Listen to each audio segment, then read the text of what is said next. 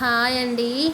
ఇప్పుడు ప్రజెంట్ ట్రెండ్గా నడుస్తున్న మట్టి పాత్రలు వంటలకు యూజ్ చేస్తున్నారు. అవి కొత్తగా తెచ్చుకున్నప్పుడు వాటిని ఎలా క్లీన్ చేసుకోవాలో చూద్దాము. ఓవర్ నైట్ మొత్తం వాటిని వాటర్తో నానపెట్టాలండి. ఆ నెక్స్ట్ డే అందులో వేడి వేడి గంజి వాటర్ వేసి బాగా బాయిల్ చేసుకోవాలి. ఇలా బాగా బాయిల్ అయిన తర్వాత ఆ వేడి వాటర్ని పారబోసేసి దాన్ని కొబ్బరి పీచుతోనే రుద్దాలండి.